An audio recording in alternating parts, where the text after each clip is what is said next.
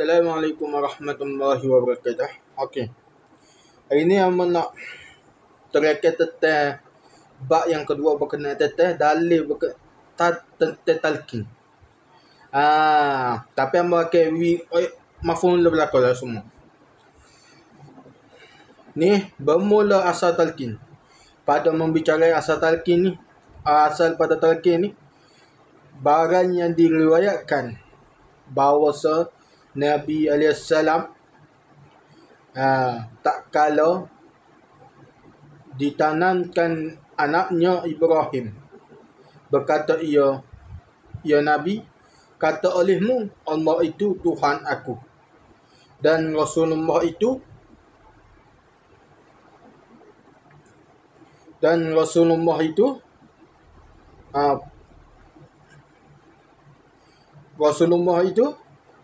bapa aku dan Islam itu agama aku. Intaha dalam Al-Hawi Fatwa. Intaha selesai. Al-Hawi Fatwa, dalam Al-Hawi Fatwa ia katakan berkata As-Subki, Al-Imam Subki ni katakan rahimahullah ta'ala bahawa sesungguhnya ditalqin akan mayat yang mukallaf. Yang mukallaf tu tahu-tahulah syarat-syarat mukallaf tu, dan bermula mengajar oleh Rasulullah akan anaknya nya Rasulullah tu siapa? Ibrahim itulah. Itu hadis gharib. Itu merupakan hadis gharib. Jadi situ dulu. Depan lagi berkata aku walhasil bahawasanya talqin itu ada dalil dan ada alsan. Ada dalil dan ada tempat sandar. Maksudnya ada mula-mula. Ada. Maka hadis gharib, apa benda hadis gharib katanya? Maka hadis gharib ialah hadis rawinya satu orang jua. Maksudnya perawi itu seorang jua. Tu. Berkata di dalam Manzumah Baikuniyah kul gharibun ma rawa rawin faqat. Artinya katakan oleh kamu bermula hadis, kata dalam Manzumah Baikuniyah tu kata bermula hadis gharib itu barang yang rawinya satu orang jua. Satu orang jua. Tu dikatakan hadisnya gharib. Tapi berbahasa ialah ke mana? Tetapi hadis gharib itu ada kalanya sahih dan ada kalanya hasan. Ada kalanya hasan, ada kalanya sahih. Dan ada kalanya dhaif. Seperti berkata Syekh Hasan Muhammad Al-Masad di dalam syarahnya atas itu kitab. Atas kitab tu, maka jika adalah hadis itu dhaif sekalipun, boleh kita tiada masalah sekalipun, boleh kita buat amal dengan dia, dengan hadis dhaif tu pada Fadailul A'mah, kata Syekh Hasan Muhammad Masya. Seperti membaca talqin. Seperti membaca talqin, berkata guru kami, siapa guru kami? Guru kepada Syekh Hasan Muhammad Masya ni. Guru kami tu Allamah Muhakkik Syekh Abdullah Qadir Al-Mandili di dalam mutiaranya, ibaratnya di dalam ibaratnya harus berkata guru kami tu, guru musannif lah, pengarang kitab ni lah, berkata kami Allamah Al-Muhakkik Syekh Muhammad Abdul Qadir Al-Mandili di dalam mutiaranya, ibaratnya lagu mana ibarat dia? Harus beramal dengan hadis dhaif. Harus beramal hadis dhaif pada Fadailul A'mali dan targhib. Targhib dengan targhib dengan ijma' ulama, dengan sepakat ulama. Tiada maudhu' atau bersangatan dhaif, dan dengan syarat bahawa ada baginya asal. Jadi ada asal hadis tu. Maksudnya ada tempat sandar. Maka hadis ini tiada menas oleh ulama muhaddis dengan maudhu'. Maksudnya ulama muhaddis berkenaan tentang apa ni? Lamma dufina anna nabiyya sallallahu anna nabiyya alaihi salam lamma dufina Ibrahim qala qul Allahu rabbi wa rasulullahi abi wal islamu dini. Hadis ni ulama kata tak dikatakan sebagai bukan maudhu'. Maksudnya tiada menah oleh ulama muhaddis. Maksudnya tak ada ulama kata hadis ni ada maudhu'. Hadis ni gharib saja. Tu. Dan bersangatan dhaifnya. Bahkan setengah daripada mereka itu muhaddis itu mendatangkan dia berdalil atas sunnah talqin. Kata sunnah talqin, siapa kata? Seperti Al-Imam Sayyuti di dalam kitabnya yang tersebut, dan demikian juga di dalam Kashfus Subhat. Dalam kata Subhat tu, Kashfus Subhat tu, dan berkata Sayyuti, berkata Sayyuti tu dengan mafhumnya, dan bermula hadis yang dhaif itu,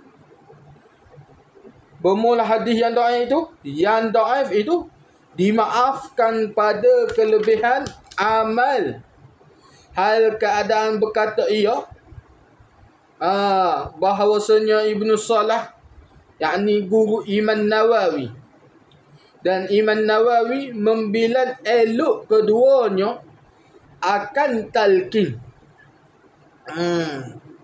Hal keadaan berdalil keduanya dengan hadis yang dhaif kerana menilik keduanya pada kelebihan amal. Jadi hadis ni dhaif, tapi untuk kegunaan fadailul a'mal. Tu faham situ. Bukan hadis maudhu' ataupun tiada asal. Ada asal. Jangan duk main kata tak ada asal berkenaan tentang talqin. Tu.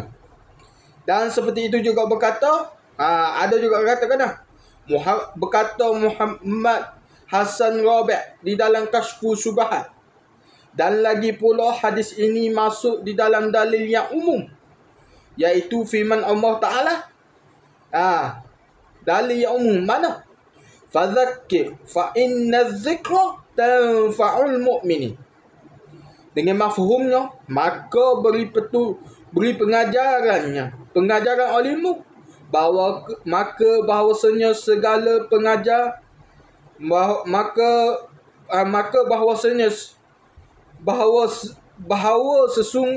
sungguhnya segala pengajaran itu memberi manfaat ia akan orang mukmin.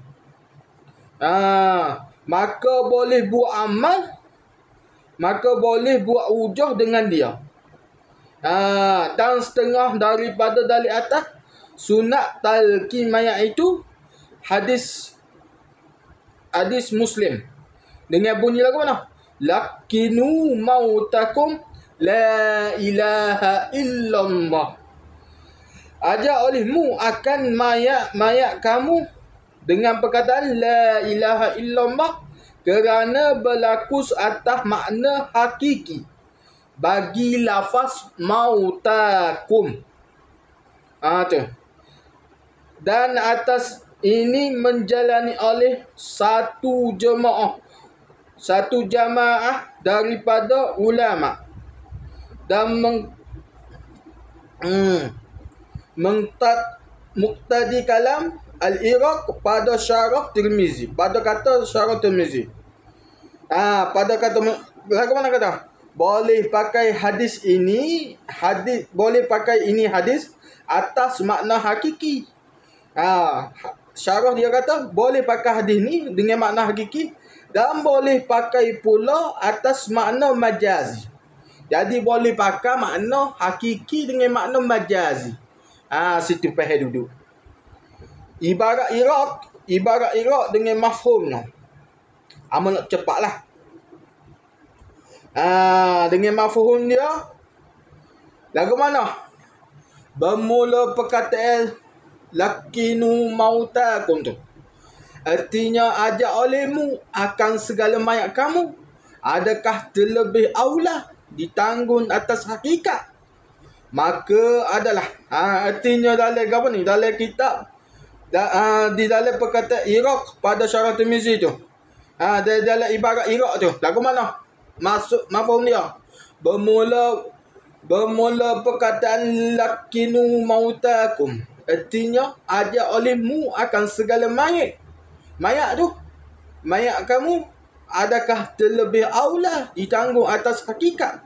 Maka adalah murad dengan dia dengan hadis ni mengajarkan mayat kemudian daripada matinya. Selepas daripada matinya, kerana itlaq nama mati atasnya dahulu daripada matinya majas jua. Tu pas itu.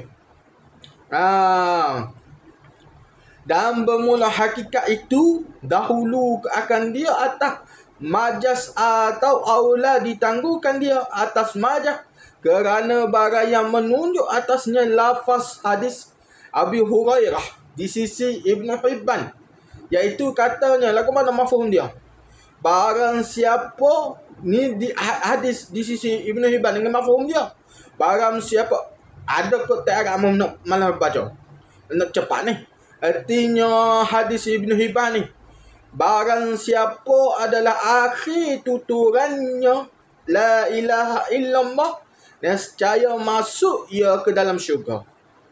Maka bahawasanya ini menunjuk ia atas talqin. Tu ni nak menunjukkan kepada talqin al-muqtada, dan iaitu ialah qarinah hubungan yang memalingkan lafaz itu daripada hakikat kepada majas. Daripada hakikat nak hubungan dia hakikat dengan majas, dan atasnya menanggungkan dia oleh musannaf. Kalau atas maksudnya musannaf lah tanggung tu. Tu Tirmizi. Kita ni ikut ulama je lah. Kita ikut ulama, kita banyak tak erti. Kena ikut ulama lah. Tu. Jangan buat syok sendiri. Dan lain daripadanya adapun firman Allah Taala dengan mafhumnya, sungguhnya engkau tiada memperdengar engkau akan orang yang sudah mati, dan tiada engkau memperdengarkan mereka itu yang di dalam kubur. Berkata empunya kitab Murahul Labid pada mentafsirkan ayat itu, innahum tu apa tu al-kufar tu, apa mafhum dia, maksud dia, mana nak bagi mafhum dia cepat. Tu bahawasanya mereka itu kufar tu kerana melempar-lempar dan bersangatan berpaling-paling mereka itu daripada barang yang diserukan mereka itu kepadanya, seperti mayat yang tiada ada jalan kepada memperdengarkan dia, mentasbih Allah Ta'ala akan kufar itu dengan segala orang yang mati pada keadaan memberi bekas dengan dakwa Nabi sallallahu alaihi wasallam. Maknanya, lagu mana makna dia? Bermula kufar itu seperti mayat tiada mendengar ia akan dakwa Rasulullah sallallahu alaihi wasallam.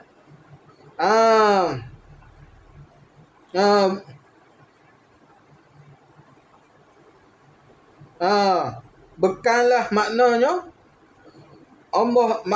Allah Ta'ala menyatakan bahawa mereka itu mayat tiada mendengar akan kalam orang yang hidup. Dan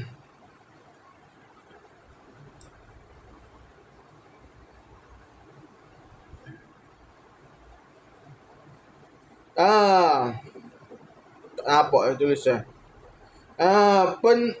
Daripada mereka itu seperti dakwa kamu, kaum muda.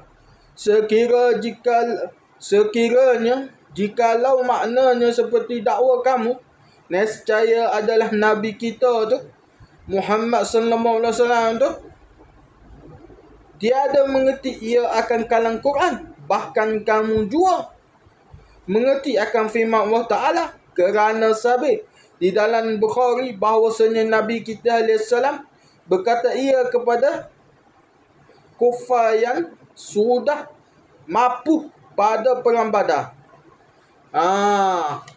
Dengan mafhum dia. Jadi set kamu tu ni Wahabi lagi mengetahui daripada Nabi lah. Menyangka Wahabi tu kata mereka ni lebih tahu. Tu maksudnya dalil ada. Tu artinya maka bahawasanya sungguhnya kamu mendapat akan barang yang menjanji oleh Tuhan kami itu sebenar, maka adakah mendapat kamu akan barang yang menjanji oleh Tuhan kamu itu sebenar? Maka bersembah Sayyidina Umar radhiyallahu anhu, ya Rasulullah berkata, engkau akan segala jasad yang tiada roh baginya. Maka bersabda ia dengan Tuhan yang bermula diri Muhammad pada niatnya tiada engkau. Hei Umar, terlebih mendengar akan barang yang aku berkata itu daripada mereka itu. Maka menunjuk hadis ini atas bahawasanya, nak kata hadis ni mana katanya, bahawasanya orang mati itu mendengar ia akan kalam orang yang hidup. Padahal hadis ini kemudian daripada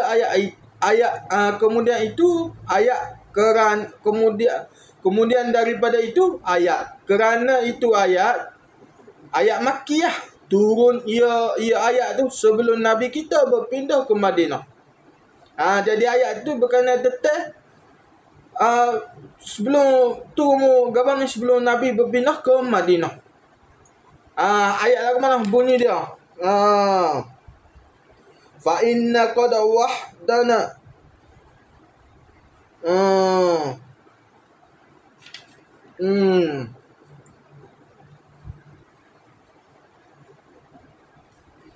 tu mana lah apa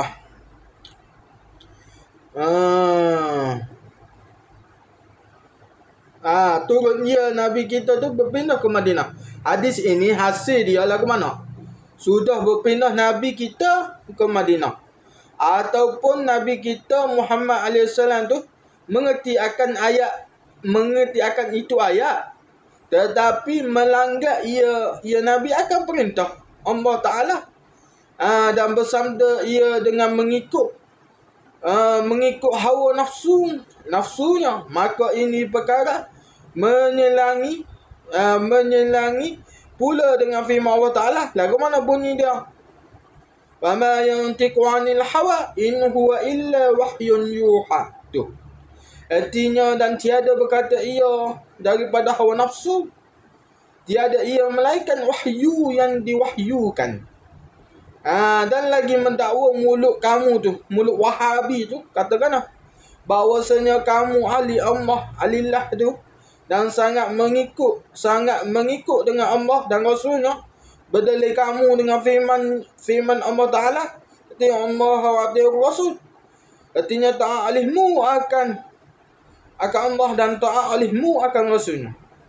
Padahal tiada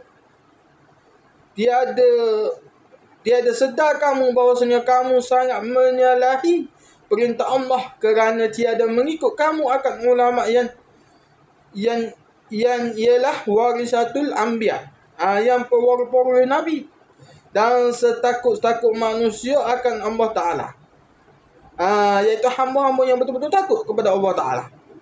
Dan dihikayatkan bahawasanya Imam Malik rahimahullah ta'ala, apabila ditanya akan dia daripada suatu adakah halal atau haram, maka berubah warna mukanya sebagai berubah kerana takut akan Allah Ta'ala pada tersalah menghukumnya, dan setengah daripada menas oleh ulama sunnah berlafaz asli dan sunat membaca talqin. Sunat baca talqin dan menunggu kubur, maka kamu mengingkarkan dia pada hal firman Allah Ta'ala menyuruh kita mengikut ulama, iaitu ati Allah wa ati Rasul wa ulil amri minkum. Artinya taat oleh sekalian kamu akan Allah dan taat oleh sekalian kamu akan Rasulnya, dan yang mempunyai pekerjaan daripada kamu. Dan lagi firman Allah Ta'ala, fas'alu ahla dzikri in kuntum la ta'lamun. Artinya maka tiada oleh sekalian kamu akan ahli peringatan jika adalah kamu tiada mengetahui oleh sekalian kamu. Dan perkataan yang keji sekali, iaitu berkata kamu mengikut qalakil tak habis-habis. Kata ki tak habis-habis wahabi kata. Berkata aku adapun perkataan ulama, qalakil tu maka bukanlah semacam perkataan kamu dengan hawa nafsu, berani mentafsirkan kamu akan Quran dan hadis dengan kepala kamu. Wahabi ni suka menafsirkan hadis dengan kepala, hadis Quran tu dengan kepala kamu. Kepalamu jua. Bahkan perkataan mereka itu al-ulama'u rasyikun tu fil ilmi, dengan setahki-tahki ilmu mereka. Ulama rasyid anbiya tu, dan setinggi-tinggi pengetahuan mereka itu. Dan lagi berkata kamu pula tiada boleh takwil pada kalam Quran, mesti kena pakai dengan zahir. Berkata aku, kalau orang kata apa ni tak boleh nak takwil, aku mana nak kata? Musannaf kata bagi orang yang kata tak boleh nak takwil tu, kena pakai zahir tu. Berkata aku, perkataan ini sangatlah keji dan kotak pada tentang firman Allah Subhanahu Wa Taala. Bunyi lagu mana? Wa man kana fi hazihi a'ma fahuwa fil